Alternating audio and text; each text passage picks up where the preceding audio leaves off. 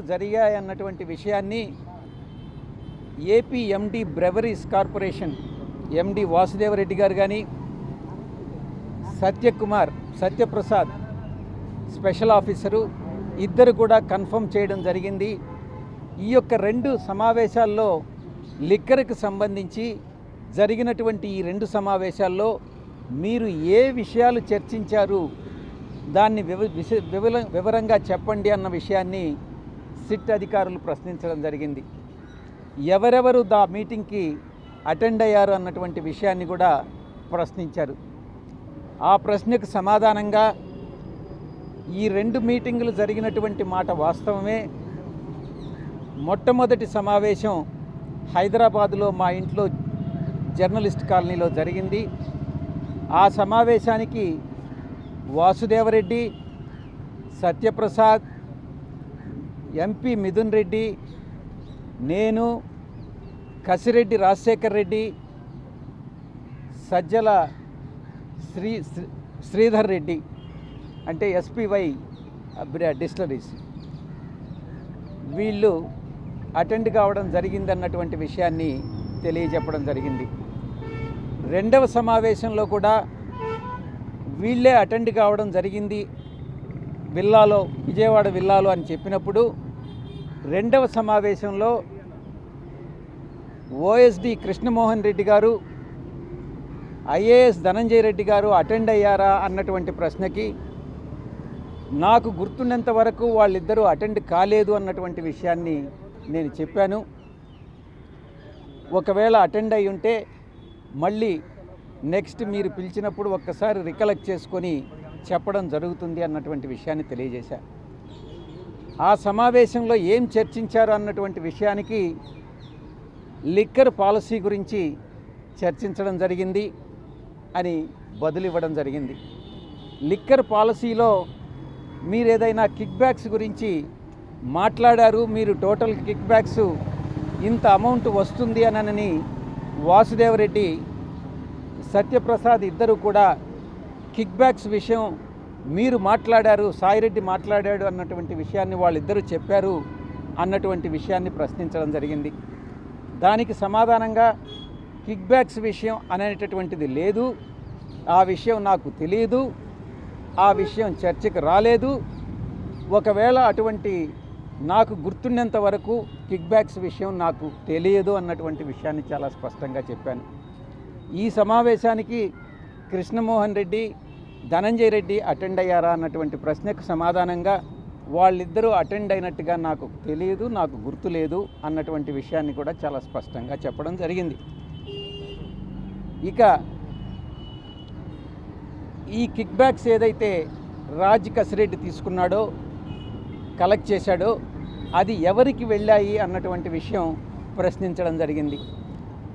Kick బ్యాక్సే లేనప్పుడు, kick backs విషయం నాకు తెలియనప్పుడు ఈ ప్రశ్నకి సమాధానం నేను చెప్పలేను అని చాలా వివరంగా చెప్పడం జరిగింది. ఇక 2వ ప్రశ్న, నేను రికమెండ్ చేసి రాజ్ కసిరెడ్డి, సజ్జల శ్రీధర్ రెడ్డి, మిథున్ రెడ్డి కోరిక మేరకు అరబిందో కంపెనీ నుంచి 100 కోట్ల రూపాయలు రాజ్ కసిరెడ్డి చెప్పినటువంటి కంపెనీస్ ఏదైతే ఉన్నాయో అడాన్ డిస్టిలరీస్కి, డీకార్ట్ కంపెనీ, ఈ 2 కంపెనీలకి, అడాన్ డిస్టిలరీస్కి 60 కోట్లు, డీకార్ట్ కంపెనీకి 40 కోట్లు మీరు రికమెండ్ చేసి ఇప్పించారా, మీరు ఎవరు చెప్తే రికమెండ్ చేశారు అన్నటువంటి విషయాన్ని ప్రశ్నించడం జరిగింది. నేను ఎవ్వరూ నాకు వాళ్ళ చేత ఇప్పించమని చెప్పలేదు.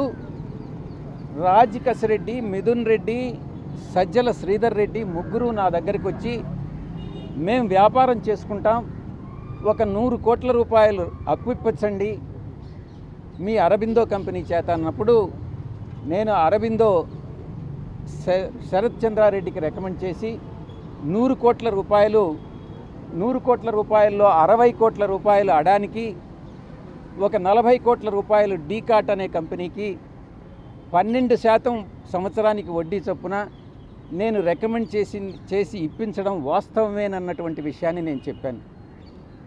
ఈ విషయాన్ని ఎవరైనా మీకు ఉన్నత పదవుల్లో ఉండేటటువంటి రాజకీయ నాయకులు కానీ బ్యూరోక్రాట్స్ కానీ మీరు చెప్తే ఇప్పించారా అని పదే పదే ప్రశ్నించడం జరిగింది. దానికి సమాధానంగా నేనే రికమెండ్ చేసి ఇప్పించాను, ఎవరు కూడా నాకు ఇప్పించమని చెప్పలేదు. ఈ యొక్క 60 కోట్లు ప్లస్ 40 కోట్లకి వడ్డీతో సహా తిరిగి రీఫండ్ చేశారా అన్నటువంటి ప్రశ్నకు సమాధానంగా 60 కోట్ల రూపాయల మీద 12% వడ్డీ రిటర్న్ చేయడం జరిగింది. 40 కోట్ల మీద వడ్డీ 40 కోట్ల ప్రిన్సిపల్ అమౌంట్ రిటర్న్ చేయడం జరిగింది. వడ్డీ మాత్రం ఇంకా ఇవ్వలేదు, అది డిస్ప్యూట్లో ఉంది అన్నటువంటి విషయాన్ని కూడా స్పష్టత ఇవ్వడం జరిగింది. ఈ యొక్క 40 కోట్లు కానీ ఈ 60 కోట్లు కానీ ఏ రకంగా వాళ్ళు యూటిలైజ్ చేశారు అన్నటువంటి ప్రశ్నకు సమాధానంగా ఈ అడానీ అనే కంపెనీ ఎందుకు ఫ్లోట్ చేశారు, ఎవరు ఫ్లోట్ చేశారు, ఏ కారణానికి ఫ్లోట్ చేశారు అన్నటువంటి విషయం నాకు తెలియదు.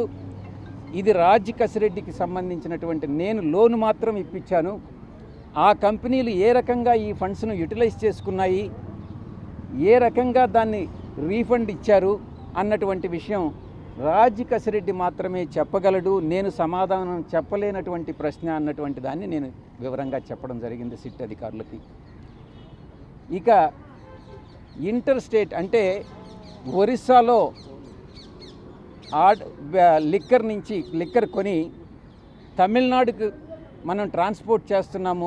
ఒరిస్సాలో సెల్లరు, తమిళనాడులో బయ్యరు ఉన్న రీతిగా ఒక ఏదైనా ట్రాన్సాక్షన్స్ ఆంధ్రాలో ఎంటర్ అయిన తర్వాత ఆ యొక్క సరుకుని డైవర్ట్ చేసి ఆ ఏదైతే డిఫరెన్స్ ఉంటుందో డ్యూటీలో అది సేవ్ చేసుకొని ఈ రకంగా ఏదైనా సేల్స్ డ్యూటీ లేకుండా పెట్టినటువంటి ఏదైనా సేల్స్ ఉన్నాయా అన్నటువంటి విషయానికి నేను ఏ రోజు కూడా లిక్కర్ సేల్స్ విషయంలో కానీ లిక్కర్ విషయంలో కానీ మొట్టమొదటి 3 నెలల తర్వాత నేను జోక్యం చేసుకోలేదు అన్నటువంటి విషయాన్ని చాలా స్పష్టంగా చెప్పాను.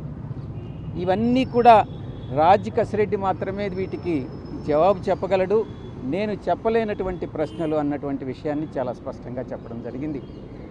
ఇక 4వ అంశంకి వస్తే, ఇక్కడ లోకల్గా ఉన్నటువంటి రాజ్ కసిరెడ్డి ఒక 3 కంపెనీలని పీవీ స్పిరిట్స్ ఇంకొక 2 కంపెనీలని లీజుకి తీసుకొని దానిలో ఉన్నటువంటి టైం కానీ మిషనరీ కానీ లీజుకి తీసుకొని దాంట్లో కొన్ని కొత్త బ్రాండ్లను ప్రొడ్యూస్ చేసి ఆ ప్రొడ్యూస్ చేసినటువంటి బ్రాండ్స్ని బెల్ట్ షాపుల ద్వారా డ్యూటీ లేకుండా అమ్మడం జరిగిందా అన్నటువంటి దాన్ని ప్రశ్నించడం జరిగింది. ఇది రాజ్ కసిరెడ్డి బదులివ్వాల్సినటువంటి అంశం. నాకు ఈ విషయంగా ఏమీ తెలియదు అన్నటువంటి విషయాన్ని చాలా స్పష్టం చేశాను. ఈ 4 ప్రశ్నలకి సమాధానం చెప్పిన తర్వాత అధికారులు తృప్తి పడ్డారన్నటువంటి విషయాన్ని నేను భావిస్తూ, ఈ యొక్క మరి ఫ్యూచర్లో భవిష్యత్తులో ఇంకా ఏదైనా ప్రశ్నలుండి నేను సమాధానాలు చెప్పాల్సినటువంటి అవసరం ఉంటే నేను మళ్ళీ తిరిగి వస్తాను, మీరు ఎప్పుడైనా పిలవచ్చు అన్నటువంటి విషయాన్ని తెలియజేసుకుంటూ ఈరోజు సెలవు తీసుకోవడం జరిగింది.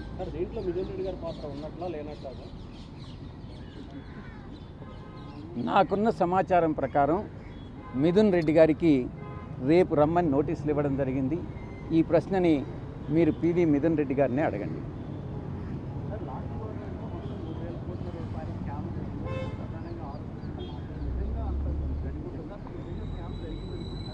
మీరు అడిగే ఊహాజనితమైనటువంటి ప్రశ్నకు నా దగ్గర సమాధానం లేదు. స్కామ్ అన్నటువంటిది జరిగిందా లేదా అన్నటువంటిది లిక్కర్తో సంబంధం లేనటువంటి వ్యక్తి నన్ను ఎలా జవాబు చెప్పమంటారు? మొట్టమొదటి 2 సమావేశాలు 3 నెలల్లో, అంటే అక్టోబర్, నవంబర్, డిసెంబర్ తర్వాత ఏ ట్రాన్సాక్షన్లో కూడా నాకు సంబంధం లేదు. అప్పటికింకా అసలు లిక్కర్ పాలసీ ఇంప్లిమెంటేషన్కి రాలేదు.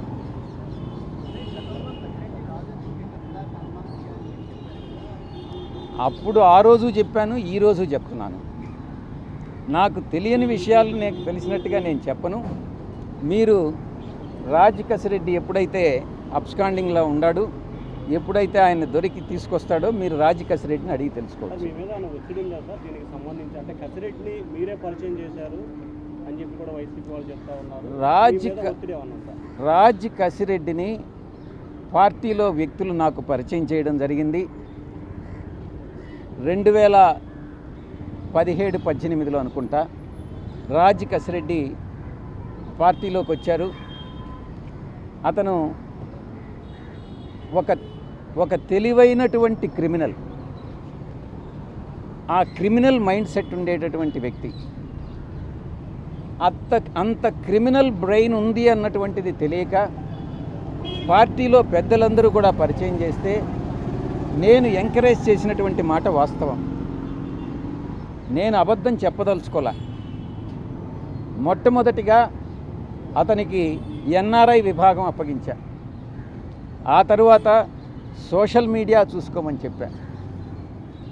ఆ తరువాత ఈ ప్రశాంత్ కిషోర్ గారు అక్కడి నుంచి వస్తూ ఉంటే ఆయన మనకు కన్సల్టెంట్గా ఉన్నప్పుడు ఆయనకు ప్రోటోకాల్ అంతా చూసుకోమని చెప్పడం జరిగింది. ఈ రకంగా పార్టీలో అతి ముఖ్యమైనటువంటి బాధ్యతలు అతనికి అప్పగించింది నేనే, ఎంకరేజ్ చేసింది నేనే. ఈ విషయంలో నేను తప్పు చేశాను అన్నటువంటి భావన ఈరోజు నాకు కలుగుతూ ఉంది. ఇంత దుర్మార్గపు వ్యక్తి ఏ రకంగా నన్ను మోసగించాడు అన్నటువంటి విషయం నాన్నే ఆశ్చర్యానికి గురి చేస్తుంది. ఎవరి నుంచి? మీరు అడిగే ప్రశ్న చాలా స్పష్టంగా అడగాలి. మీకు ఒత్తిడి వచ్చిందా అని కాదు, నాకు ఎవరి దగ్గర నుంచి ఒత్తిడి వచ్చింది అని మీరు భావిస్తున్నారు? ఆయన ముందు జవాబు చెప్తున్నారు. అంటే జనరల్గా మీరు ఆ పార్టీ నుంచి బయటకు వచ్చి ఉన్నారు కదా, సో మీరు గతంలో 5 సంవత్సరాలు అక్కడ ఉన్నప్పుడు ఎపిసోడ్ గురించి మాట్లాడలేదు, బయటికి రాగానే ఎపిసోడ్ గురించి చర్చ వచ్చింది. మీరే రాజ్ కసిరెడ్డి కర్త కర్మ క్రియ అన్నారు కాబట్టి, సో ఈ రాజ్ కసిరెడ్డి వెనక కొంతమంది పెద్దలు ఉంటారు కాబట్టి ఏమన్నా ఒత్తిడి వచ్చిందని యాంగిల్ సార్, అంటే ఆ పార్టీ నుంచి ఏమైనా? 5 సంవత్సరాల పాటు మీరున్నారు, అతనితో కలిసి ఉన్నారు, అప్పుడు మాట్లాడలేదని అంటే అప్పుడు మీరు అడగలా, నేను జవాబు చెప్పలా. రాజ్ కసిరెడ్డి కర్త కర్మ క్రియ అని చెప్పారు. ఆయన ఒక్కడి వల్ల సాధ్యమవుతుందా? ఆయన వెనకుండా నడిపించే వాళ్ళు ఎవరు? నీకు తెలుసు, రాజ్ కసిరెడ్డి వెనక ఎవరైనా వ్యక్తులు ఉన్నట్టు మీకు కానీ తెలిస్తే నాకు చెప్తే నేను కూడా సంతోషిస్తాను. మిమ్మల్ని విచారణ సందర్భంగా అలాంటి ప్రశ్న ఏమైనా అడిగారా? మీరు ఏమైనా సమాధానం అడిగారు. రాజ్ కసిరెడ్డి ఒక సాధారణమైనటువంటి వ్యక్తి. ఆ అథారిటీ అతనికి ఎవరిచ్చారు అన్నటువంటి విషయం సిట్ నన్ను అడగడం జరిగింది. నాకు తెలియదు అన్నటువంటి విషయం చెప్పాను.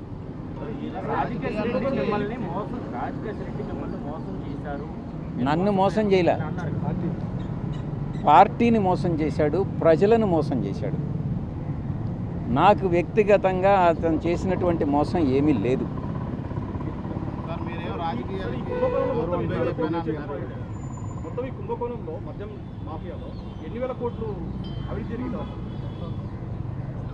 ఆ కుంభకోణం గురించి మీరు ఏదన్నా నాకు చెప్తే నేను కూడా సంతోషిస్తాను.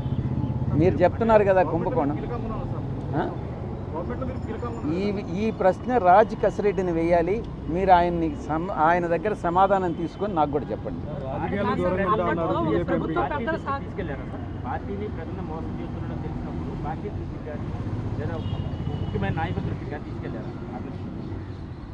పార్టీలో అందరికీ అతను మోసం చేశాడని ఈరోజు తెలుసు. మీకు ఎలా తెలిసింది? ప్రజలందరికీ తెలుసు. మీకు ఎలా తెలిసిందో పార్టీలో అందరికీ కూడా అలాగే తెలుసు. అప్పట్లో ప్రభుత్వ పెద్దల సహకారం, సపోర్ట్ లేకుండా ఇంత పెద్ద నెట్వర్క్ నడిపించడం సాధ్యమవుతుంది. మీరు అడిగిన క్వశ్చనే మళ్ళీ అడుగుతున్నారు. మీరు అది నాకు తెలియదని నేను చెప్పాను.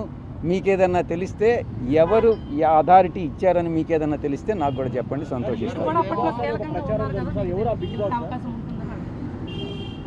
కీలకంగా రాజ్ కసిరెడ్డిని పరిచయం చేశాను, అదానికి డబ్బులు 100 కోట్లు అప్పించానని చెప్పారు కదా.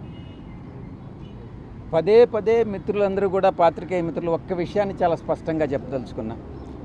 పదే యూట్యూబ్ ఛానల్స్లో కానీ, శాటిలైట్ ఛానల్స్లో కానీ సాయిరెడ్డి నెంబర్ 2 సాయిరెడ్డి నెంబర్ 2 అని నన్ను చెప్తున్నారు పార్టీలో.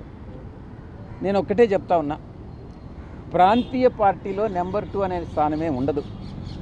అప్పట్లో మా అధ్యక్షులు, మా పాత పార్టీ అధ్యక్షులు కూడా స్వయంగా చెప్పారు, 1 నుంచి 100 వరకు ఎవరు ఉండరు, 101 నుంచే ఉంటుంది. ప్రాంతీయ పార్టీలో ఎవరైనా కూడా నేను నెంబర్ 2 అని కానీ భావిస్తే అది అంతా మిథ్య మాత్రమే. రెండవది, మీరు చెప్పినట్టుగా అధికారంలో లేనప్పుడు 2014 నవంబర్ నుంచి 2019 అధికారంలోకి వచ్చేంత వరకు మే 28వ తారీఖు వరకు పార్టీని సింగిల్ హ్యాండెడ్గా నేనే మోసా. జగన్ గారికి నేరుగా ఆయన ఆదేశాలను తీసుకొని నేను, జగన్ గారు, ప్రశాంత్ కిషోర్ ముగ్గురు ప్లాన్ చేసి మిగతా అందరు నాయకుల్ని కలుపుకొని పార్టీని ముందుకు నడిపించాం. నేను అప్పుడు కూడా నెంబర్ 2గా భావించలే. ఆ తరువాత కాలక్రమేణా అధికారంలోకి వచ్చిన తర్వాత ఒక 6 నెలలకి ఈ నెంబర్ 2 అనేటటువంటిది మిథ్య అనేటటువంటిది నేను కూడా గమనించా. ఈ యొక్క కోటరీ నేను గతంలో ఏదైతే చెప్పానో ఈ కోటరీ సభ్యులందరూ కూడా నా మీద తినగవేము తీయనుండు అనేటటువంటి సామెత నాకు గుర్తొస్తూ ఉంది. మా యొక్క నాయకుడికి, అప్పట్లో నాయకుడికి చెప్పి సాయిరెడ్డి ఒక వెన్నుపోటుదారుడు అవుతాడు, ఏ రోజైనా మీకు మీ యొక్క స్థానానికి ఆయన స్థానభ్రంశం చేస్తాడు అన్నటువంటిది ఆయనకి చెప్పి నేనేదో కొన్ని వేల కోట్ల రూపాయలు దోచేశాను అన్నటువంటి అపవాదనంతా నా మీద మోపి ఈ యొక్క కోటరీ ఆయన మనసును మార్చి నన్ను 2వ స్థానం నుంచి, మీరు అనుకునే 2వ స్థానం నుంచి స్లోగా తగ్గించుకుంటా నాకు ఇచ్చిన పదవులన్నింటినీ కట్ చేసుకుంటా వచ్చి నన్ను 2000 స్థానంలో నిలబెట్టింది. చాలా అవమానాలు పాలయ్యా. ఈ కోటరీ మరొక్కసారి చెప్తా ఉన్నా, ఈ అవమాన భారం తాళలేక, ఈ కోటరీ యొక్క వేధింపులు తాళలేక నాకు అప్పట్లో నా నాయకుడైనటువంటి జగన్మోహన్ రెడ్డి గారి మనసులో స్థానం లేదని గ్రహించి వేదన చెంది నేను పార్టీ వీడడం జరిగిందే తప్ప వేరే ఏ కారణం కాదు. మరొక్కసారి చెప్తా ఉన్నాను, మీరు ఈ రోజుకు కూడా ఈ యొక్క యూట్యూబ్ ఛానల్స్లో పార్టీలో నెంబర్ 2గా ఉన్నటువంటి వ్యక్తి విడిపోయాడు, పార్టీలో నెంబర్ 2గా ఉన్నటువంటి వ్యక్తి విశ్వాసఘాతకానికి పాల్పడ్డాడు, పార్టీలో నెంబర్ 2గా ఉన్నటువంటి వ్యక్తి జగన్మోహన్ రెడ్డి గారిని మోసం చేసి వెళ్ళిపోయాడు అని పదే చాలా న్యూస్ ఛానల్స్లో మా వాళ్ళే కొన్ని రాయిస్తూ ఉన్నారు, మీరు కొన్ని రాస్తూ ఉన్నారు. దాంట్లో కొన్ని పెయిడ్ ఆర్టికల్స్ ఉన్నాయి, కొన్ని మామూలుగా మీరేదో ఆత్మసంతృప్తి కోసం మీరు రాసుకుంటా ఉన్నారు. నేను అధికారం వచ్చిన 6 నెలల్లో నా యొక్క 2వ స్థానం 2000 స్థానానికి పడిపోయింది. కాబట్టి దయచేసి నేనేదో నెంబర్ 2 స్థానంలో ఉన్నాను అన్నటువంటి విషయాన్ని మర్చిపోండి, తిరిగి రాయవద్దు అని మీకు అందరికీ కూడా విన్నవించుకుంటున్నాను.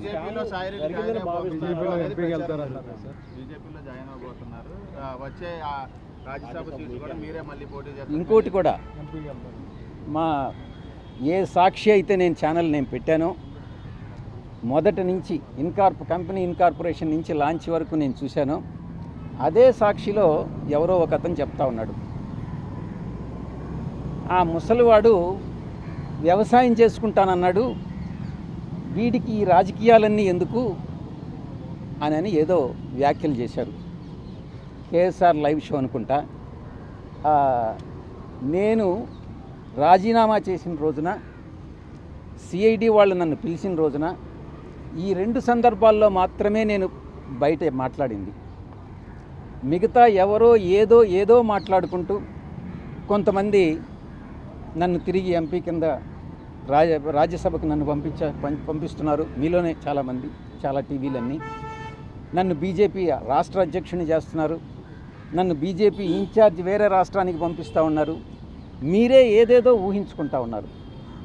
నాకు సంబంధించినంత వరకు నేను ఏ రోజు నాకు ఎంపీ స్థానం నేను అడగలే, తిరిగి రావాలని నేను అనుకోలే.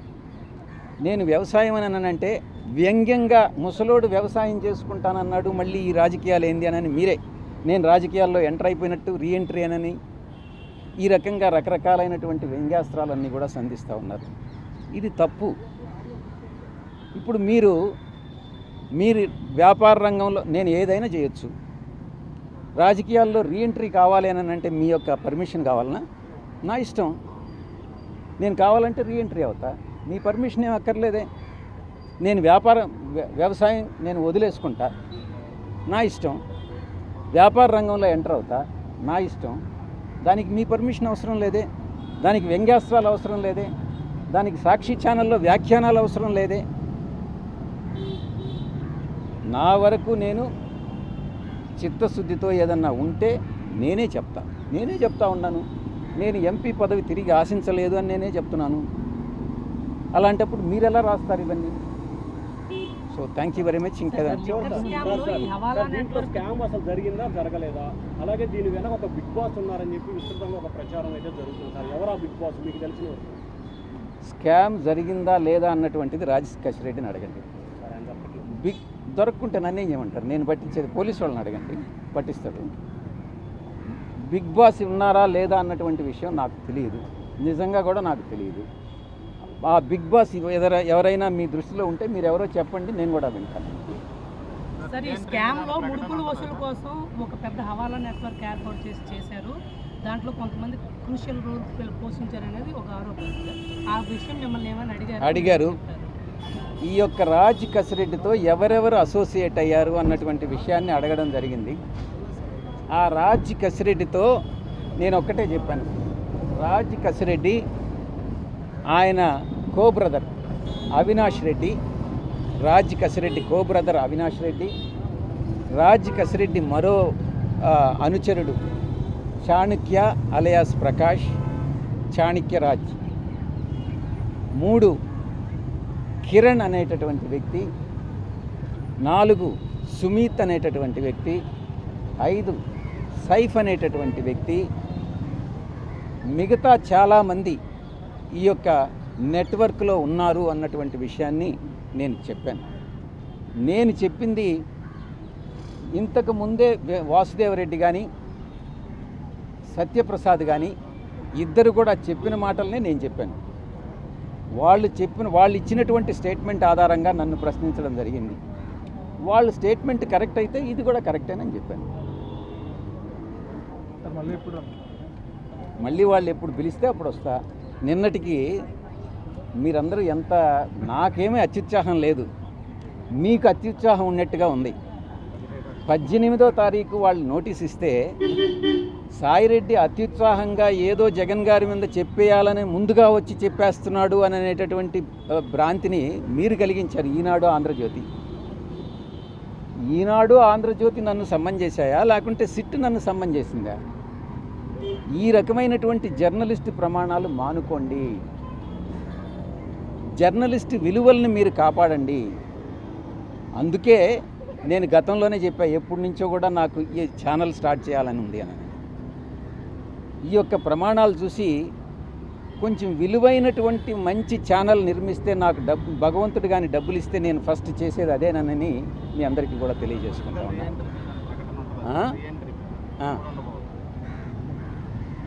మీరు నన్ను ఎప్పుడు పొలిటికల్ రీఎంట్రీ అడుగుతారో ప్రజలు, పొలిటికల్గా మీరు రీఎంటర్ కాండి అని ప్రజలు కానీ అడిగితే నేను తప్పకుండా ఎంటర్ అవుతాను. నేను రాజ్యసభ పోటీలో లేను.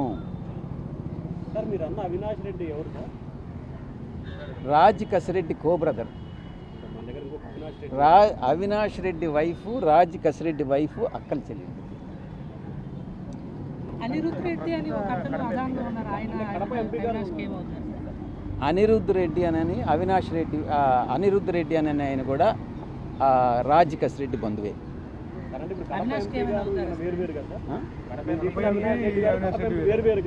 ఎంపీ అవినాష్ రెడ్డి గారికి దీనికి సంబంధమే లేదు.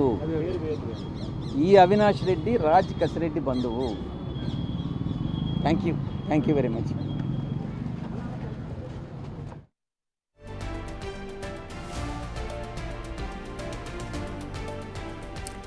ఇక విజయసాయిరెడ్డి 3 గంటల పాటు సిట్ విచారణ ఎదుర్కొన్నారు. ఆ విచారణలో అడిగిన ప్రశ్నలకు ఆయన చెప్పిన సమాధానాలు మీడియా ముందు ఆయన వివరించారు. అదే దాంతోపాటుగా ఇంతకాలంగా విజయసాయిరెడ్డిపై వచ్చిన ఆరోపణలన్నిటికీ కూడా ఆయన సమాధానం ఇచ్చారు మీడియా ముందుకొచ్చి. తను కేవలం 2 సార్లు మాత్రమే మీడియా ముందు మాట్లాడాను, రిమైనింగ్ అంతా కూడా అవాస్తవాలు అంటూ కూడా ఆయన చెప్పుకొచ్చారు.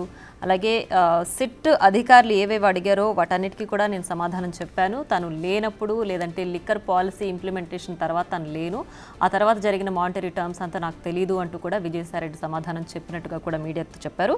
అలాగే దీనిపైన ఎవరైనా రాజకీయ నాయకులు కానీ ఉన్నత పదవుల్లో ఉన్న వ్యక్తులు కానీ ఎవరైనా ఒత్తిడి తీసుకొచ్చారా అంటే అలాంటిది ఏం లేదంటూ కూడా విజయసాయిరెడ్డి సమాధానం చెప్పారు. అలాగే రేపు మిథున్ రెడ్డికి నోటీసులు ఇచ్చారు, విచారణకు రావాలంటూ కూడా మరో విషయాన్ని కూడా ఆయన వెల్లడించారు. ఈ మొత్తంలో కూడా ఇప్పటికే 2 సార్లు మీటింగ్స్ జరిగాయి. ఆ 2 సార్లు మీటింగ్స్ జరిగింది కూడా వాస్తవమే, తన ఇంట్లోనే జరిగాయని చెప్పారు. ఆ మీటింగ్లో ఎవరెవరు పాల్గొన్నారు, దేనిపైన చర్చ జరిపారు అని అడిగిన ప్రశ్నకు లిక్కర్ పాలసీ పైనే ప్రధానంగా చర్చ జరిగింది. అందులో పాల్గొంది కూడా సత్యప్రసాద్, మిథున్ రెడ్డి, కసిరెడ్డి, సజ్జల శ్రీధర్ రెడ్డి, వాసుదేవ్ రెడ్డి. మీటింగ్స్లో 2 మీటింగ్స్లో కూడా వాళ్ళు ఉన్నట్లుగా కూడా విజయసాయిరెడ్డి చెప్పుకొచ్చారు. అలాగే అరవింద కంపెనీ నుంచి 100 కోట్లు అప్పిచ్చింది కూడా వాస్తవమని చెప్పి ఆయన తెలియజేశారు. మిథున్ రెడ్డికి రేపు విచారణకు రమ్మన్నట్లుగా కూడా నోటీసులు ఇచ్చినట్లుగా కూడా చెప్పారు. అలాగే ఏవైతే విషయాలు సిట్ అధికారులు అడిగారో అవన్నిటికీ కూడా నేను సమాధానం చెప్పాను. ఇంకా ఏమైనా ఇందులో వాళ్ళకి ఏమైనా డౌట్స్ ఉన్నా లేదంటే కొత్త విషయాలు వాళ్ళకి ఏమైనా తెలిసినా కూడా మళ్ళీ విచారణకు పిలిస్తే విచారణకు రావడానికి తాను సిద్ధమేనంటూ కూడా చెప్పుకొచ్చారు. అలాగే రాజ్ కసిరెడ్డి గురించి తనకి తెలియకనే తనని ఎంకరేజ్ చేశామంటూ కూడా ఆయన చెప్పుకొచ్చారు. ముందు తన గురించి అంత తెలియదు, అందరితో పాటే నాకు తెలిసింది అంటూ కూడా ఆయన చెప్పుకొచ్చారు. అండ్ వార్తల్లో అలాగే సోషల్ మీడియాలో వచ్చిన వార్తలన్నిటికీ కూడా ఆయన చెక్ పెట్టే విధంగా కొన్ని సమాధానాలు కూడా చెప్పారు.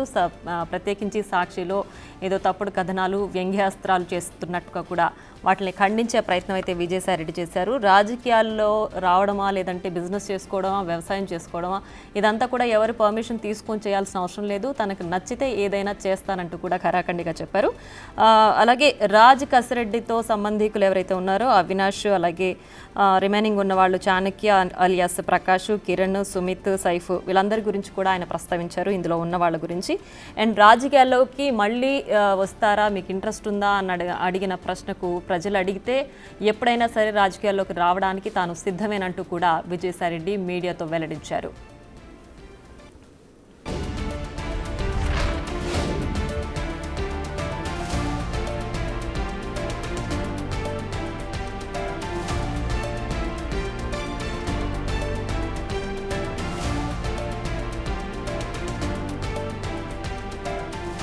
ఇదే అంశానికి సంబంధించి మరింత సమాచారం మా ఎగ్జిక్యూటివ్ ఎడిటర్ అశోక్ లైవ్లో అందించడానికి సిద్ధంగా ఉన్నారు. అశోక్, చెప్పండి, విజయసాయిరెడ్డి సిట్ అధికారులతో ఎదుర్కొన్న విచారణతో పాటు అనేక విషయాలను కూడా ఆయన మీడియా ముందు వెల్లడించారు. ప్రధానంగా పార్టీలో ఆయన ఉన్నటువంటి నంబర్ 2 స్థానం అనేది అందరూ అనుకోవడమే కానీ నాకు ఆ స్థానం లేదు, ఎవరైనా సరే ప్రాంతీయ పార్టీలో 1 నుంచి 100 వరకు ఒకరే ఉంటారు, ఆ తర్వాతే ఎవరైనా ఉంటారు అని చెప్తూనే నంబర్ 2 స్థానం నుంచి నన్ను 2000 స్థానానికి తోసేశారు, అలాంటి ఆరోపణలు నా పైన వేశారు అంటూ కూడా ఆయన చెప్పారు. ఏంటి అసలు ఈ మొత్తం విజయసాయిరెడ్డి వ్యాఖ్యల్ని ఏ విధంగా చూడాలి? ఫస్ట్ ఆఫ్ ఆల్ లిక్కర్ స్కామ్కి సంబంధించి ఓకే, పార్టీలో అతని స్థానం ఏంటి, లేకపోతే గెంటేశారా ఉంచారా అనేది నెక్స్ట్ సబ్జెక్ట్. యాక్చువల్లీ వాస్తవానికి ఇప్పుడు లిక్కర్ స్కామ్కి సంబంధించి విజయసాయిరెడ్డిని ఇవాళ సిట్ అధికారులు విచారణకు పిలిచారు.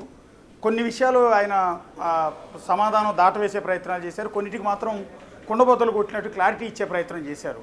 ఒకటి, అసలు లిక్కర్లో స్కామ్ అనేది జరిగిందా లేదా అన్న దాని మీద క్లారిటీ చెప్పండి అని రిపోర్టర్స్ అడిగినప్పుడు ఆయన చెప్పడానికి ఇంట్రెస్ట్ చూపించలేదు. లిక్కర్ స్కామ్ జరిగిందా లేదా అనేది అధికారులు తేల్చాలి అనేది ఆయన అంటున్నమాట. మరొక కోణంలో ఒక విషయాన్ని చాలా స్పష్టంగా చెప్పారు. రాజ్ కసిరెడ్డి అనే వ్యక్తి తమని నిలువునా చీట్ చేశాడు. ఒకటి, వ్యక్తిగతంగా విజయసాయిరెడ్డిని మోసం చేశాడు.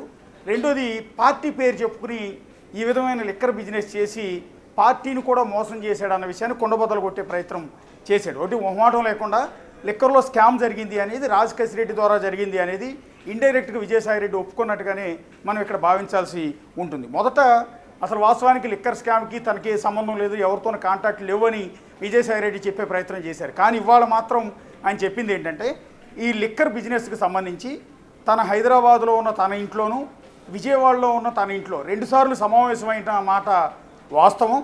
ఇందులో భాగంగా సజ్జల శ్రీధర్ రెడ్డి పేరుని మరోసారి విజయసాయిరెడ్డి చెప్పారు. ఎవరి సజ్జల శ్రీధర్ రెడ్డి అంటే గతంలో నంద్యాల ఎంపీగా పనిచేసిన ఎస్పీ.వై. రెడ్డి, బహుశా నంది పైపులు బిజినెస్ ఉంటుంది, సో ఆయన లిక్కర్ బిజినెస్ కూడా ఉండేది. సో ఆ ఎస్పీ.వై. రెడ్డి, దివంగత ఎస్పీ.వై. రెడ్డికి అల్లుడు బహుశా ఆయన సజ్జల శ్రీధర్ రెడ్డి పేరుని తొలిసారి చెప్పారు. సజ్జల శ్రీధర్ రెడ్డితో పాటు ఇప్పుడు ఆరోపణలు ఎదుర్కొంటున్న కసిరెడ్డి రాజశేఖర్ రెడ్డి, అలాగే ఎంపీ మిథున్ రెడ్డి, వీళ్ళు ముగ్గురు కలిసి తన దగ్గరికి వచ్చారు. ఈ ముగ్గురితో కలిసి నేను హైదరాబాద్లోను విజయవాడలో 2 సార్లు మీటింగ్ పెట్టుకున్నాను. ఈ మీటింగ్ పెట్టుకున్న సందర్భంలో తాము లిక్కర్ బిజినెస్ చేయాలనుకుంటున్నాము, 100 కోట్ల రూపాయల అప్పు కావాలి అని విజయసాయి రెడ్డిని అడిగితే, ఆల్రెడీ వీళ్ళందరూ కూడా పరిచయం ఉన్న వ్యక్తులు కాబట్టి, అది సజ్జల శ్రీధర్ రెడ్డి కావచ్చు, మిథున్ రెడ్డి కావచ్చు, ఇప్పుడు చెప్పిన కసిరెడ్డి రాజశేఖర రెడ్డి కావచ్చు, వీళ్ళు అడిగిన రిక్వెస్ట్ మేరకు తమ అల్లుడు అన్నైన శరత్ చంద్రారెడ్డి, అరవిందో ఫార్మాకి సంబంధించిన శరత్ చంద్రారెడ్డి దగ్గరికి తీసుకెళ్ళి పరిచయం చేసి 100 కోట్ల రూపాయల అప్పు, ఒకటి కసిరెడ్డి రాజశేఖర రెడ్డికి సంబంధించిన అడాన్ కంపెనీకి 60 కోట్ల రూపాయలు, ఇంకో 40 కోట్ల రూపాయలు డీకార్ట్ కంపెనీకి ఇప్పించానని స్వయంగా విజయసాయిరెడ్డి ఒప్పుకున్నారు. అంటే ఈ ఎంటైర్ లిక్కర్ స్కామ్కి ఇప్పుడు 1,00,000 కోట్ల కుంభకోణం జరిగిందని ఆరోపణలు ఎదుర్కొంటున్న ఈ లిక్కర్ కుంభకోణంలో ఆజ్యం బీజం అంతా కూడా ఈ 100 కోట్లతో స్టార్ట్ అయింది అనేది ఇండైరెక్ట్గా విజయసాయిరెడ్డి ఒప్పుకున్నారు. ఈ లిక్కర్ బిజినెస్ అంతా కూడా మొట్టమొదటి సన్నాహ సమావేశాలన్నీ కూడా తన ఇంట్లోనే జరిగాయి, తన సమక్షంలోనే జరిగాయి అనేది కూడా విజయసాయిరెడ్డి ఒప్పుకున్నారు. ఈ క్రమంలో ఇన్ని వేల కోట్ల వ్యాపారం చేసిన రాజకసిరెడ్డి, సజ్జల శ్రీధర్ రెడ్డి, సో ఎస్పీ వైరెడ్డి లాంటి వ్యక్తికి అల్లుడైన శ్రీధర్ రెడ్డి, మిథున్ రెడ్డిలు కేవలం 100 కోట్ల కోసం, కేవలం 100 కోట్ల కోసం, నిజం చెప్పాలంటే వాళ్ళ దృష్టిలో ఈ 100 కోట్లు అనేది చాలా after all amount. SP Y Reddy 100 కోట్ల రూపాయలు, ఆ ఎస్పీ వైరెడ్డి వచ్చి అల్లుడు వచ్చి 100 కోట్ల రూపాయలు, లేకపోతే మిథున్ రెడ్డి, కసిరెడ్డి రాజశేఖర రెడ్డిలు 100 కోట్లు లోన్ తీసుకునే పరిస్థితిలో ఉన్నారా అనేది కొంత ఆశ్చర్యకరం. అది కూడా డైరెక్ట్గా విజయసాయి రెడ్డికి వచ్చి నువ్వు లోన్ ఇప్పొచ్చమని అడగటం, అది కూడా ప్రైవేటు వ్యక్తి నుంచి లోన్ ఇప్పించమని చెప్తే, తన అల్లుడికి సొంత అన్నైన అరబిందో ఫార్మా కంపెనీ యజమాని అయిన శరత్ చంద్రారెడ్డి నుంచి సంవత్సరానికి 12% వడ్డీతో 100 కోట్లు ఇప్పించడం, అందులో రాజకసిరెడ్డికి 60 కోట్లు, 40 కోట్లు డీకార్ట్కి ఇప్పించినట్టు విజయసాయిరెడ్డి చెప్పారు. ఈ 100 కోట్లు అనేది కొంత విచిత్రంగాను విడ్డూరంగాను ఉంది. నిజంగా వాళ్ళ స్థాయికి 100 కోట్ల రూపాయలు విజయసాయిరెడ్డి అడిగి విజయసాయిరెడ్డి రికమెండేషన్తో అరబిందో ఫార్మా కంపెనీ దగ్గర తీసుకోవాల్సిన కర్మ, ఆ పరిస్థితి ఎందుకు వచ్చింది అనేది ఇది ఇంట్రెస్టింగ్. ఎందుకంటే ఇక్కడ 1,00,000 కోట్లకు పైగా కుంభకోణం జరిగింది అనేది ఆరోపణ. అందులో 100 కోట్లు ఎంత అనేది, 100 కోట్లు ఈయన ద్వారా రుణం తీసుకోవడం అనేది కొంత నమ్మదగిన విధంగా లేదు. కానీ వాళ్ళు అడిగారు, నేను చెప్పాను అనేది విజయసాయిరెడ్డి ఇక్కడ క్లియర్గా చెప్తున్నమాట. కొత్తగా తెర మీదకి వచ్చిన పేరు సజ్జల శ్రీధర్ రెడ్డి, అది కూడా ఎస్పీవై రెడ్డి అల్లుడు. గతంలో వైసీపీ నుంచి ఆయన ఎంపీగా గెలిచాడు ఎస్పీవై రెడ్డి, నంది పైపులు కంపెనీ యజమాని. సో అలాంటి ఆ తర్వాత మళ్ళీ టీడీపీలోకి వచ్చారు, అక్కడ గెలిచిన తర్వాత ఆ తర్వాత చనిపోయారు, ఎంపీగా ఉన్న సందర్భంలో చనిపోయినట్టున్నారు. సో ఇప్పుడు అలాంటి ఎస్పీవై రెడ్డి అల్లుడు వచ్చి 100 కోట్ల లోన్ అనేది విజయసాయిరెడ్డి ద్వారా తీసుకోవటం, ఇక్కడ నుంచి బీజం పడింది అనేది మనకి చాలా క్లియర్గా కనిపిస్తుంది. ఇక కసిరెడ్డి రాజశేఖర రెడ్డిని ఉద్దేశించి విజయసాయిరెడ్డి చేసిన కామెంట్స్ కూడా చూడాలి. చాలా దుర్మార్గుడు, చాలా తెలివైన క్రిమినల్, చాలా తెలివైనటువంటి క్రిమినల్ అని తాను 100 కోట్ల లోన్ ఇప్పించిన వ్యక్తిని ఉద్దేశించి వాళ్ళు విజయసాయిరెడ్డికి చేసిన కామెంట్. అది కూడా సిట్టు ముందు విచారణలో వాళ్ళు అడిగిన ప్రశ్నలకు సమాధానాలు చెప్తూ, మీడియా వాళ్ళు అడిగిన ప్రశ్నలకు సమాధానాలు చెప్తూ కసిరెడ్డి రాజశేఖర రెడ్డిని ఉద్దేశించి ఆయన అన్నమాట తెలివైనటువంటి క్రిమినల్. అంతేకాకుండా ఇంతటి దుర్మార్గుడని తెలియక నేను అతన్ని ఎంకరేజ్ చేశాను, ఇది రెండో పదం. కసిరెడ్డి రాజశేఖర రెడ్డి ప్రస్తుతం పరారీలో ఉన్నాడు. ఈ లిక్కర్ స్కామ్లో నిందితుడిగా ఆరోపణలు ఎదుర్కొంటున్న కసిరెడ్డి రాజశేఖర రెడ్డి ఇప్పటివరకు అబ్స్కాండ్ అయి ఉన్నాడు, ఎక్కడా దొరకట్లేదు, ఎన్నిసార్లు నోటీస్ ఇచ్చినా విచారణకు రావటం లేదు, ఏ దేశంలో ఉన్నాడో కూడా తెలియదు. ఆయన తెలుగులో ఒక సినిమా కూడా తీశారు, స్పై అని, నిఖిల్ని హీరోగా పెట్టి ఒక స్పై అనే ఒక సినిమా కూడా తీశారు. ఆ తర్వాత ఇంకో 2-3 సినిమాలకి ఆయన ప్లాన్ చేశారు ప్రొడ్యూసర్గా. ఈలోపు ఈ స్కామ్ బయటికి రావడంతో పారిపోయాడు. సో ప్రస్తుతం హైదరాబాద్లో ఉన్న ఆయన ఇంట్లో పోలీసులు, ఆంధ్రప్రదేశ్ పోలీసులు వచ్చి సోదాలు చేశారు. ఆయన తండ్రిని విచారణకు రమ్మని ఆదేశాలు ఇచ్చారు. బహుశా ఇవాళ ఆయన తండ్రి కూడా విచారణకు వెళ్ళినట్టున్నాడు. అలాంటి కసిరెడ్డి రాజశేఖర రెడ్డిని ఉద్దేశించి రాజకసిరెడ్డి అని పిలుస్తారు ఆయన్ని. విజయసాయిరెడ్డి అన్న మాట ఏంటంటే అతను తెలివైనటువంటి క్రిమినల్ అన్న మాట ఒకటైతే, రెండోది ఇలాంటి దుర్మార్గుడని తెలియక నేను అతను పార్టీలో ఎంకరేజ్ చేశాను. రెండోది వచ్చేసి అతను పార్టీని అడ్డం పెట్టుకుని పార్టీని కూడా మోసం చేశాడు, పార్టీ ద్వారా ఎదిగాడు అనే క్రమంలో. ఇక రెండోది ఏంటంటే అసలు రాజకసిరెడ్డికి విజయసాయిరెడ్డికి సంబంధం ఏంటని మీడియా వాళ్ళు అడిగిన సందర్భంలో కూడా అన్నమాట ఏంటంటే, రాజకసిరెడ్డి ఎవరో నాకు మొదట తెలీదు, పార్టీలో ఉన్న కొంతమంది తీసుకొచ్చి నాకు పరిచయం చేశారు. అతను మొదట వైఎస్ఆర్ కాంగ్రెస్ పార్టీకి సంబంధించిన ఎన్ఆర్ఐ సోషల్ మీడియా విభాగం చూసేవాడు, ఆ తర్వాత ఎన్ఆర్ఐ విభాగం చూసేవాడు, ఆ తర్వాత సోషల్ మీడియా విభాగం కూడా ఆయనకు అప్పచెప్పారు. ఈ రెండు చూసిన తర్వాత ఆయన్ని అప్పటి పార్టీకి సలహాదారుగా వ్యవహరించిన పీకే ప్రశాంత్ కిషోర్ వ్యవహారాలు, ప్రోటోకాల్ వ్యవహారాలని కూడా చూడమని ఈ రాజకేష్ రెడ్డికి బాధ్యతలు అప్పచెప్పారు. అదే క్రమంలో నాకు కూడా పరిచయం చేశారు. సో ఇంతమంది ఇన్ని బాధ్యతలు నిర్వహిస్తున్నాడు కాబట్టి కీలకమైన వ్యక్తి అని నేను కూడా భావించాను. అందువల్ల అతను పార్టీలో ఎంకరేజ్ చేశాను, లోన్ ఇప్పించాను, బిజినెస్ చేసే ప్రయత్నం చేశాను. ఇంతకు మించి నాకు ఏ సంబంధం లేదు. ఆ తర్వాత మీటింగ్లు ఏ మీటింగ్లు జరగలేదు. లోన్ ఇప్పించడం వరకే నా డ్యూటీ. లిక్కర్ స్కామ్కి నాకు ఎలాంటి సంబంధం లేదు.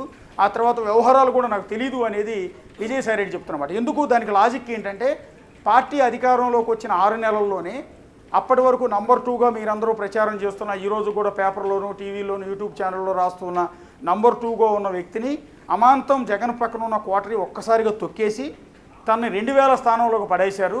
ఆ తర్వాత జగన్ని కలిసే అవకాశం కూడా లేదు. జగన్ దగ్గర తన గౌరవం కూడా లేదు.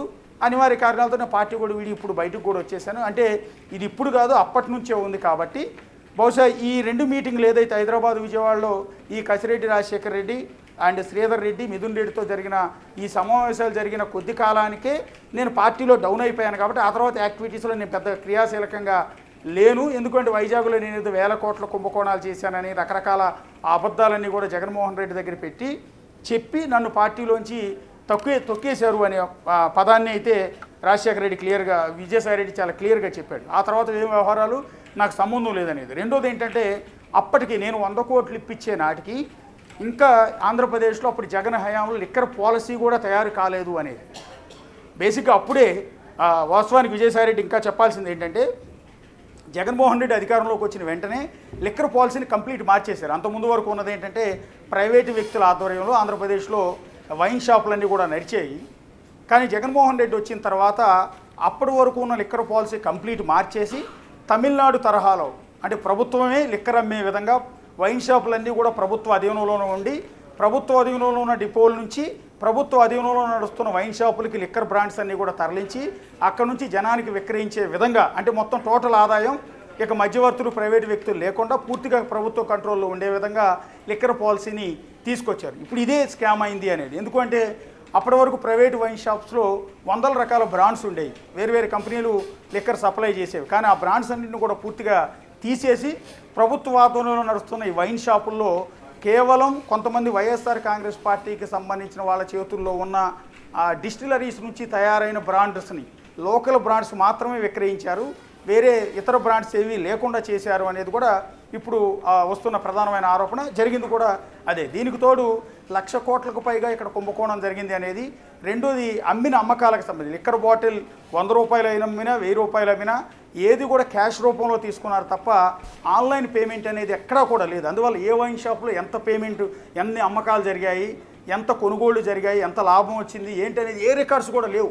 కేవలం కంప్లీట్ క్యాష్ రూపంలోనే తీసుకున్నారు. అలా తీసుకున్న క్యాష్ మేనేజ్మెంట్ అంతా కూడా ఈ రాజకేష్ రెడ్డి, శ్రీధర్ రెడ్డి, వాసుదేవరెడ్డి ఇలా వీళ్ళందరి ఆధ్వర్యంలోనే జరిగింది. సత్యప్రసాద్ మధ్యలో సత్యప్రసాద్ ఆధ్వర్యంలో జరిగింది. వీళ్ళంతా హవాలా రూపంలో డబ్బు అంతా కూడా తరలించారు అనేది ఇప్పుడున్న ఆరోపణ. వీటన్నిటిపైన ఇప్పుడు ఎంక్వైరీ జరుగుతున్న సందర్భంలో విజయసాయి రెడ్డి కొత్తగా వీళ్ళందరిపైన కూడా రకరకాల ఆరోపణలు చేస్తూ వచ్చారు.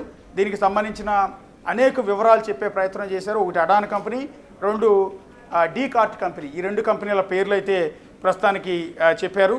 సో ఇక మిథున్ రెడ్డి వస్తున్నాడు కాబట్టి రేపు విచారణకి మిథున్ రెడ్డిని మీరు డీటెయిల్స్ అడగండి అని ఇంకోటి చెప్పుకుంటూ వచ్చారు.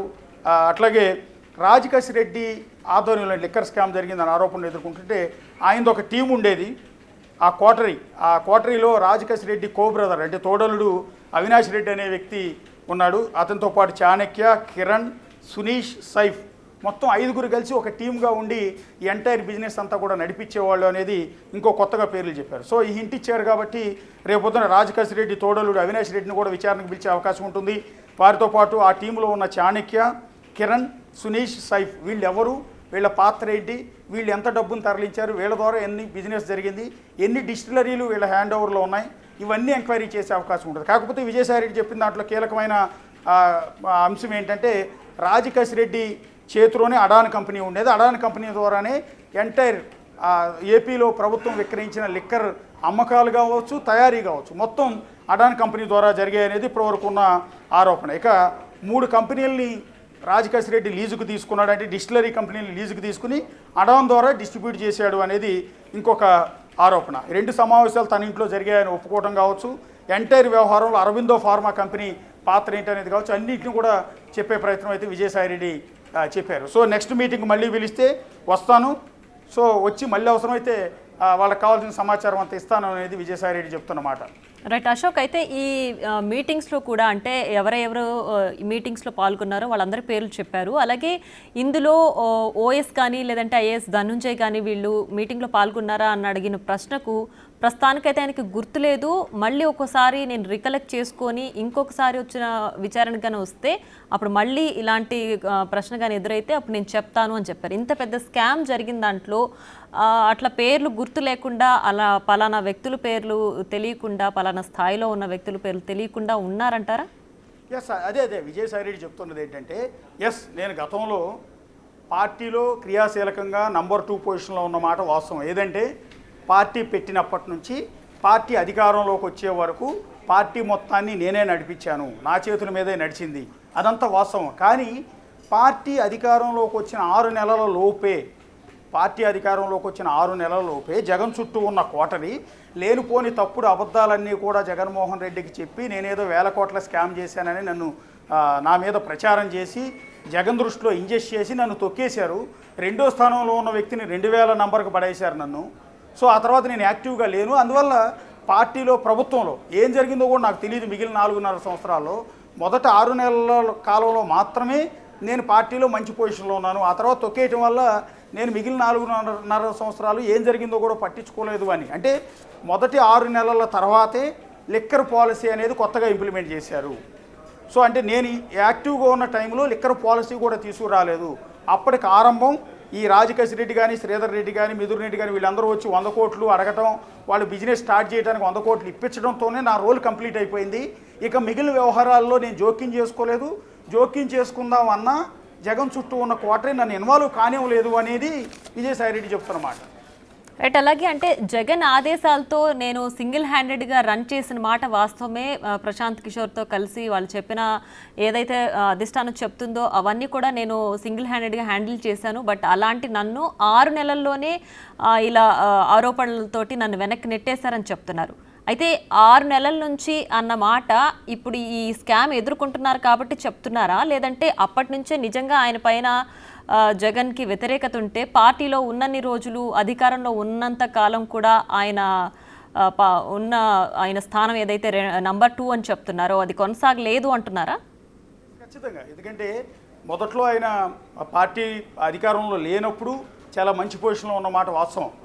చాలా మంచి పొజిషన్లో. జగన్ తర్వాత ఎవరు అంటే అప్పటికి సజ్జల రామకృష్ణారెడ్డి ఎంట్రీ కూడా లేదు. ఉన్న ఆయన సాక్షి పేపర్లో పనిచేసేవారు, సాక్షి టీవీలో పనిచేసేవారు. పార్టీలో పెద్ద రోల్ లేదు. అప్పటి వరకు పార్టీ మొత్తాన్ని నడిపించిందండి. జగన్ ఎదుర్కొన్న కేసుల్లో ఆరోపణలు ఎదుర్కొంటుని సిబిఐ కేసుల్లో ఇరుక్కుని జైలుకి వెళ్ళింది. జగన్తో పాటు 16 నెలల పాటు జైల్లో ఉన్నది కూడా విజయసాయి రెడ్డి. అందువల్ల పార్టీలో నంబర్ 2 ఎవరు అంటే విజయసాయి రెడ్డి గారిని భావించేవాళ్ళు. 2014 ఎన్నికల్లో కావచ్చు, 2019 ఎన్నికల్లో కావచ్చు, 2 ఎన్నికల్లో కూడా పార్టీ తరఫున టికెట్ల కేటాయింపు, ఎవరికి టికెట్లు ఇవ్వాలి, ఎవరికి ఇవ్వకూడదు, ఎవరికి ఎంపీ టికెట్లు ఇవ్వాలి, ఎమ్మెల్యే టికెట్ ఇవ్వాలి, నామినేటెడ్ పోస్ట్ ఇవ్వాలి, ఇవన్నీ కూడా చూసింది విజయసాయి రెడ్డి. అందువల్ల ఆయనది చాలా కీ రోల్. కానీ అధికారంలోకి వచ్చిన తర్వాత 2019 ఎన్నికల్లో పార్టీ వైఎస్ఆర్ కాంగ్రెస్ పార్టీ అధికారంలోకి వచ్చినప్పుడు రిజల్ట్ ఇంకా పూర్తి స్థాయి రిజల్ట్ వస్తున్నప్పుడు 150కి చేరువలో పార్టీ వెళ్తున్నప్పుడు మొట్టమొదటి జగన్ పక్కన ఉన్నది కూడా విజయసాయి రెడ్డి. మీరు ఆ వీడియోస్ చూసినా కూడా పార్టీ వైఎస్ఆర్ కాంగ్రెస్ పార్టీ గెలిచిన మూమెంట్లో జగన్మోహన్ రెడ్డి, విజయసాయి రెడ్డి, ప్రశాంత్ కిషోర్ ముగ్గురు మాత్రమే ఉంటారు ఆ రూమ్లో. అప్పుడు సజ్జల రామకృష్ణారెడ్డి కూడా లేడు. వెంటనే ఎప్పుడైతే విజయం దిశగా పార్టీ వెళ్తున్న సందర్భంలో ఒక్కసారిగా జగన్మోహన్ రెడ్డి అభినందనలు తెలియజేస్తూ విజయసాయి రెడ్డిని హత్తుకుంటారు. ఇప్పటికీ కూడా ఆ ఫోటో వీడియో బయట రన్ అవుతూ ఉంటుంది. అంటే అప్పటికి కూడా పార్టీ అధికారంలోకి వచ్చేటప్పుడు కూడా పక్కన ప్రశాంత్ కిషోర్ ఉంటాడు, విజయసాయి రెడ్డి ఉంటాడు, జగన్ ఉంటాడు. ముగ్గురు మాత్రమే పార్టీలో కీ రోల్. అందువల్లే రిజల్ట్ టైంలో కూడా ఆయన పక్కన ఉన్నది విజయసాయి రెడ్డి. అప్పటి వరకు చాలా కీ పొజిషనే ఉంది. ఆ తర్వాత పార్టీ అధికారంలోకి వచ్చిన వెంటనే విజయసాయి రెడ్డిని ఉత్తరాంధ్ర ఇన్ఛార్జిగా నియమించారు. ఉత్తరాంధ్ర ఇన్ఛార్జిగా నియమించిన సందర్భంలో ఇక్కడ పార్టీ ప్రధానమైన కార్యాలయానికి జగన్కి దూరంగా వైజాగ్లో ఉండాల్సి వచ్చింది ఆయన. సో అప్పుడు విజయసాయి రెడ్డి అనుకున్నది ఏంటంటే ఉత్తరాంధ్ర బాధ్యతలు అన్నీ అప్పచెప్పారు. అంటే ఉత్తరాంధ్రలో మన పార్టీని పికప్ చేయడానికి నన్ను ఇక్కడ పంపించారు, పార్టీ బాధ్యతలు నాకు అప్పచెప్పారని ఆయన భావించాడు. ఆ తర్వాత ఆయన వైజాగ్లో ఉన్న సందర్భంలోనే ఆయన మీద వరుసగా ఆరోపణలు రావటం మొదలుపెట్టాయి. పార్టీలో ఆయన స్థానం తగ్గిపోయిందని. ఒక సందర్భంలో విజయసాయి రెడ్డి తాడేపల్లిలో ఉన్న జగన్ నివాసం నుంచి జగన్ టూర్కు బయలుదేరుతూ ఉంటే కారు ఎక్కి కూర్చున్న విజయసాయి రెడ్డిని జగన్మోహన్ రెడ్డి కిందకి దింపేసినట్టుగా కొన్ని వీడియోలు కూడా బయటకు వచ్చాయి. ఆయన్ని దింపేసి అప్పటి మంత్రి కన్నబాబుని కారులో ఎక్కించినట్టుగా ఈ దృశ్యాలన్నీ బయటికి రావటం. అంటే విజయసాయిరెడ్డి పొజిషన్ అయిపోయింది, ఆయన పతనం స్టార్ట్ అయింది, ఆయన జగన్ పట్టించుకోవట్లేదు అన్నట్టుగా కొంత క్రియేట్ చేశాడు. ఆ తర్వాత ఆయన మీద రకరకాల భూ కుంభకోణాలు రావటం కావచ్చు, వైజాగ్లో అనేక ఇష్యూస్ ఆయన మీద అలిగేషన్స్ రావటం కావచ్చు, ఇవన్నీ వరుసనే ప్రారంభమయ్యాయి. కాబట్టి విజయసాయిరెడ్డి చెప్తున్నది ఏంటంటే ఇవన్నీ కూడా మా సొంత పార్టీ వాళ్ళే చేయించారు, నా మీద దుష్ప్రచారం చేయించారు. ఆ తర్వాత పార్టీలో నా పతనం స్టార్ట్ అయ్యేలా, నా స్థాయిని తగ్గించేలా, 2వ స్థానం నుంచి 2000 నంబర్కి నా స్థానాన్ని తీసుకెళ్ళిపోయి పార్టీకి నన్ను దూరం చేశారు. కాబట్టి సో నేను యాక్టివ్గా లేను. ఆ తర్వాత జరిగిన పార్టీలో కుంభకోణాలు జరిగిన, ప్రభుత్వంలో ఇంకోటి జరిగిన వాటికి నాకు ఎలాంటి సంబంధం లేదు అనేది విజయసాయిరెడ్డి చెప్తున్న మాటల సారాంశం. రైట్. అలాగే అంటే ఇప్పుడు విజయసాయిరెడ్డి చెప్తున్న ఇప్పుడు ఏదైతే విచారణ ఎదుర్కొన్నారో, ఇప్పుడు దీంట్లో ఈయన తర్వాత రేపు మిథున్ రెడ్డికి నోటీసులు ఇచ్చారు, ఆయన కూడా విచారణ ఎదుర్కోబోతున్నారని చెప్పారు.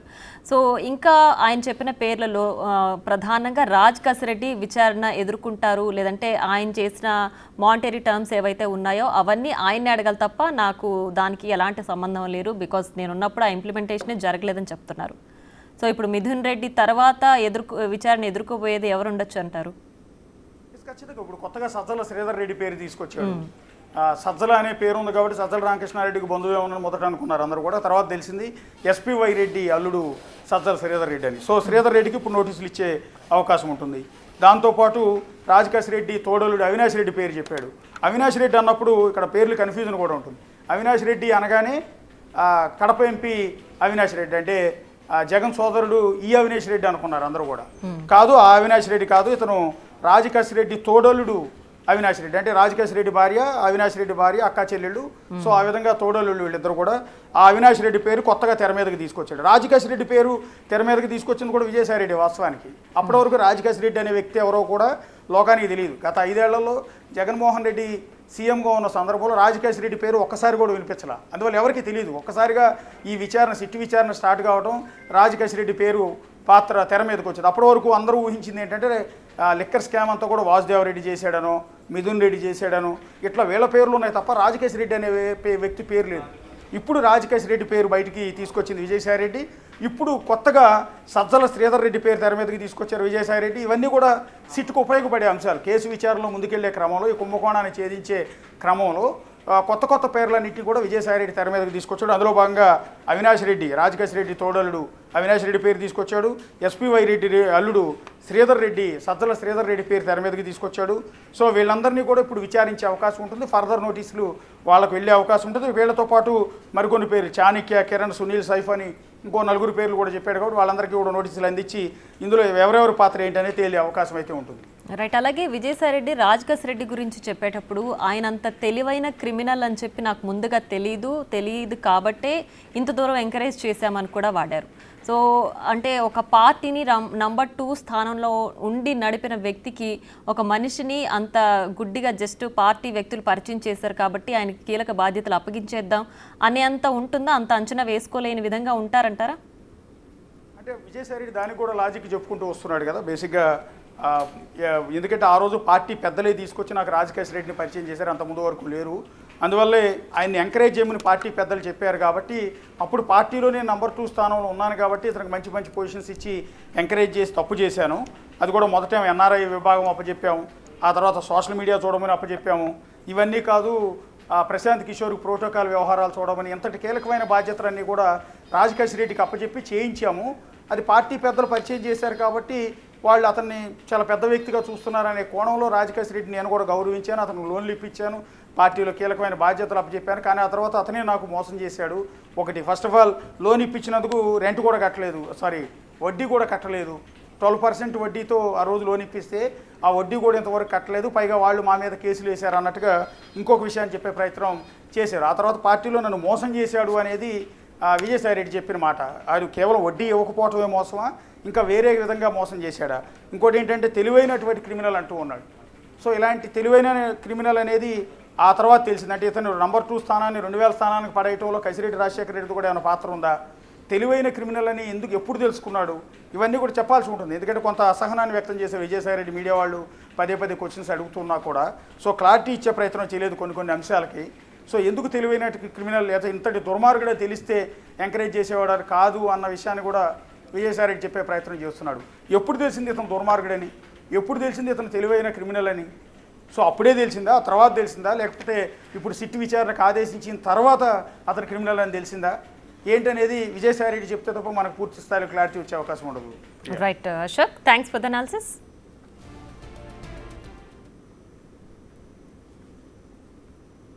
హైదరాబాదులో మా ఇంట్లో జర్నలిస్ట్ కాలనీలో జరిగింది. ఆ సమావేశానికి వాసుదేవరెడ్డి, సత్యప్రసాద్, ఎంపీ మిథున్ రెడ్డి, నేను, కసిరెడ్డి రాజశేఖర్ రెడ్డి, సజ్జల